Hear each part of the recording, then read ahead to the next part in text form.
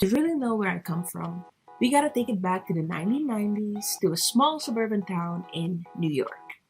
And you're probably like, wait, what? I thought you said you were Surinamese? True, you're right.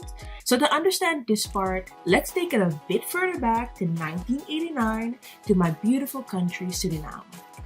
For those of y'all that don't know, Suriname is a beautiful tropical country in South America, just above Brazil. It's in this tropical paradise that we find my mom, my dad, and my brother. They're packing their bags because my dad got the opportunity to work at the Surinamese embassy in the US.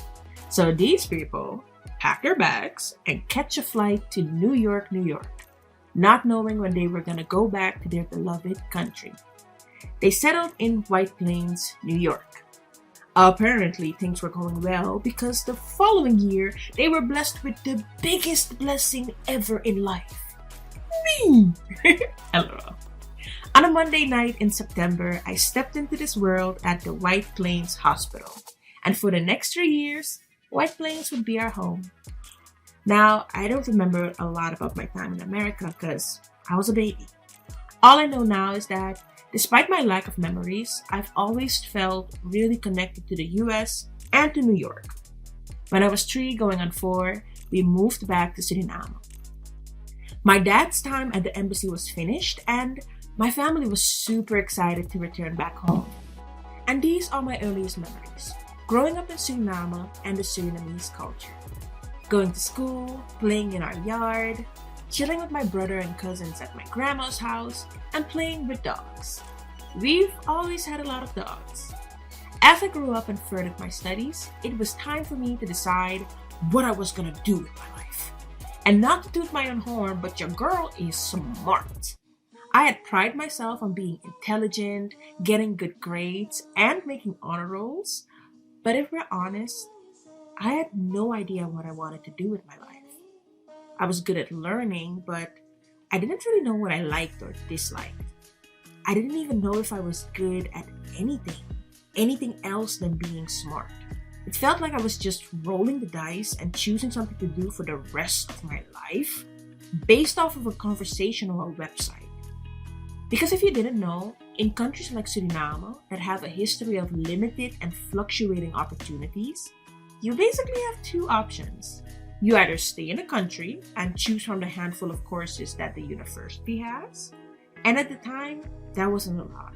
Or you leave your country and everything that you know just to be able to study something else. People usually go to the US, Canada, or the Netherlands, but that costs a lot of money, so you either have to have said money or you gotta be smart and snatch up one of the scholarships that hopefully becomes available. That was the route your girl wanted to take. I was determined to make my way back to my beloved America. At that time, a recruiter from FAMU came to my school to talk about scholarship options in Florida. It felt so meant to be. But Americans, do y'all know that your school system is expensive? Like what? Anyway, I started studying for the SATs, which of course was a different language and a different school system. And I applied for the scholarship. And yo, I got a scholarship. A partial scholarship, but a scholarship nonetheless. I was so excited until I learned that in the US, that meant that I was still paying $10K a year for school. Like what? US dollars? So I ain't gonna hold y'all. That's how I ended up in the Netherlands. I applied for a scholarship and I got in for a full ride. Did I want to be there? No, not at all. Not even a little bit. But my plan was, I'm gonna do my time, get this degree, we're doing a bachelor's or master's, and then I'm out of there like 5 years tops. Don't they say God laughs when we tell him our plans? Yeah, that part. So I got my butt on a plane with my mama, and it was off we go. I went to the Technical University in Eindhoven. And honestly, I just chose that place because my cousin went there. Mind you, that same cousin told me, don't come here.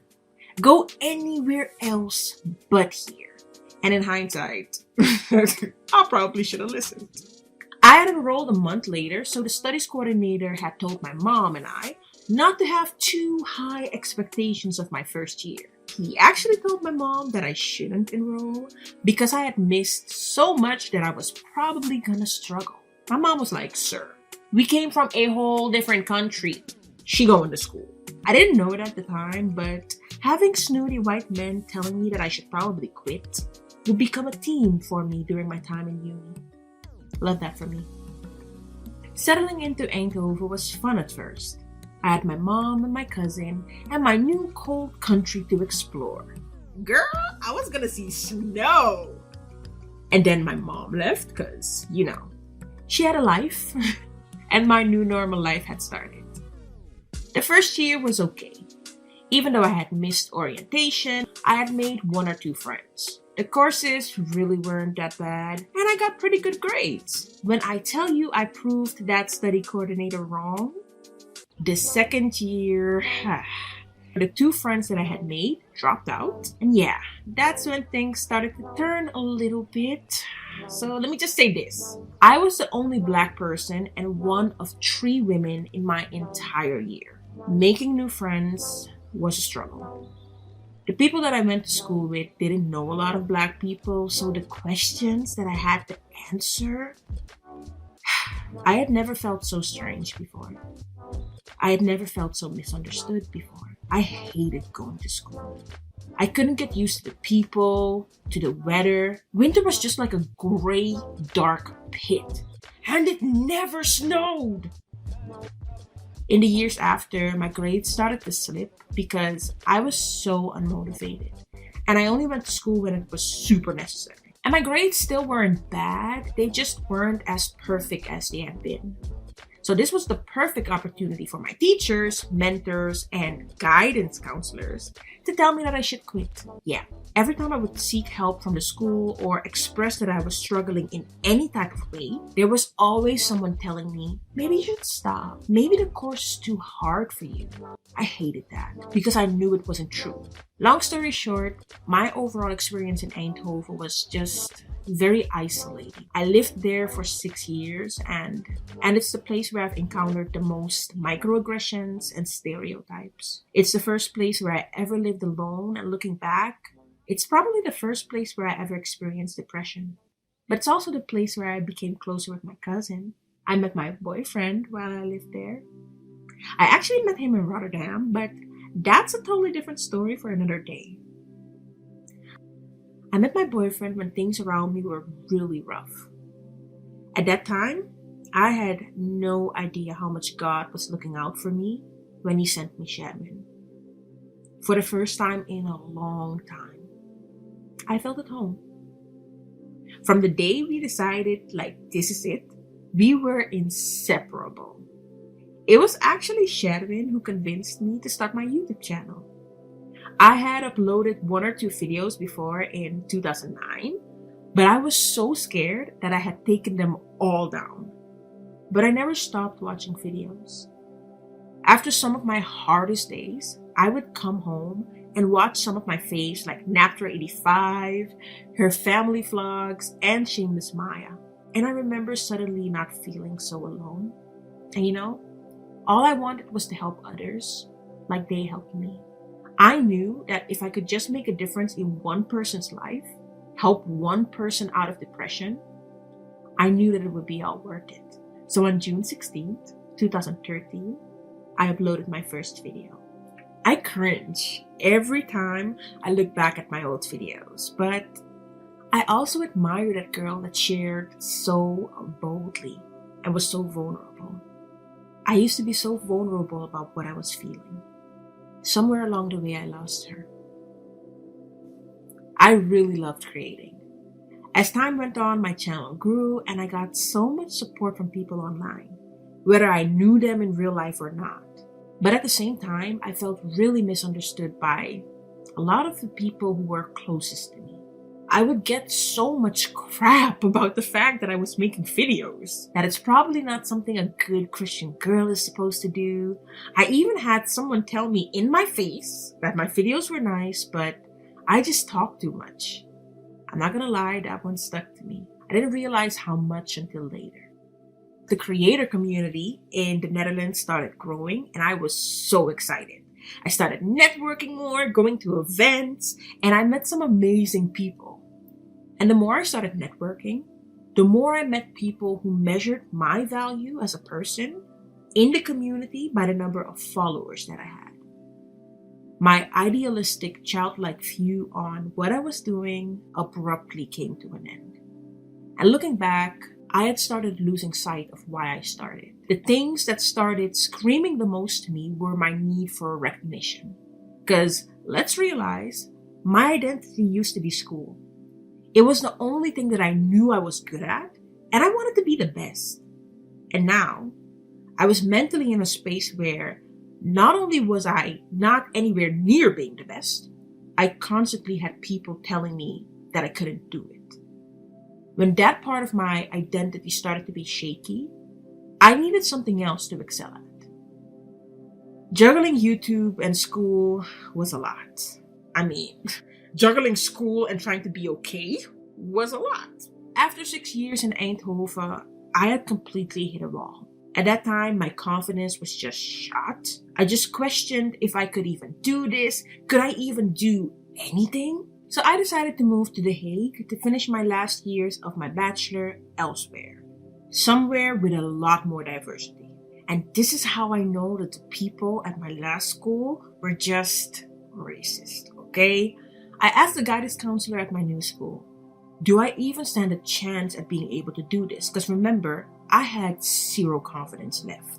This woman looked me in the eye and told me, I don't know why so many people are telling you to quit. If I look at your grades, you should have no trouble finishing this course. And she was right. A bit more than a year later, I was done, just like that. So I can talk about the years that followed for a really long time, but here are 2 things that I want you to take away from the years that followed. Remember my boyfriend? So he asked me to marry him. He became my fiance and then my husband. And 6 beautiful years later, we're still happily married. The second thing is YouTube. After I got married, I decided I wanted to take YouTube really seriously. You can go back to my channel and see all the videos that I made. And I loved focusing on my channel and just creating. And my channel really grew. I think the real ones might remember the viral rice water video. That was a time. But one thing became very clear. It didn't matter how much my channel grew or how many views my viral hair videos got. I just longed to go back to that vulnerable girl who was just sharing boldly. But I didn't. I didn't because I was scared. I was scared that no one would care. And it might sound dumb, but I was really scared to lose that chance that I had to make a living doing something that I loved. And I already knew I didn't want to go back to school, so I just needed something to be good at, y'all.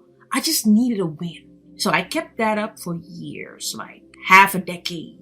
I was only making hair videos, knowing that I felt like there had to be more. And as years passed, the views started to decline, disappointments got to me, an entire pandemic happened, and basically, life happened. And we find ourselves in 2022. I felt burnt out, and I knew I couldn't continue like this. Something had to change, and I knew my YouTube channel was the thing that had to go. So on August 1st, 2022, I announced that my channel was dead. I was gutted. I mourned. I mourned the dreams that I had. I mourned that bold young girl who just wanted to share. I felt like I let her down. I let little Mimi get tainted by my need for success and recognition. It's been more than a year since that video. For so long, I had found myself in a place where I was no longer happy with who I was and what I accepted for my life. When I looked in the mirror, I didn't recognize myself. Outward, but also internally. So this is where I decided I was going to change my life. I had tried so often, I just didn't know where to start. So as crazy as I am, I thought maybe if I document this, It'll not only help somebody, but it'll also hold me accountable. So on December 8th, 2022, I woke up, I went to a gym, a random gym, and filmed an entire declaration that I was gonna change my life. And I posted it. Yeah, yes, I did. And here we are, 9 months in, and I'm ready to share my journey. Is it gonna be perfect? No, probably not. I want it to be, but it's not gonna be perfect. But it is gonna be me. I've tried perfection, I've tried viral, but I haven't tried me. Just me. So come with me on this journey to transform my life and to take back my power. I want to document it, and I want to document it as me, as that bold young woman who just wanted to share. I would like it if this touches a lot of people, but it's okay if it doesn't. I really just have to do it for me. I have to do it for little Mimi. I mean, I let her down one time. I'm not gonna do that again. I just want to bet on me. The last time, I lost myself. This time, I hope to find her. To be continued.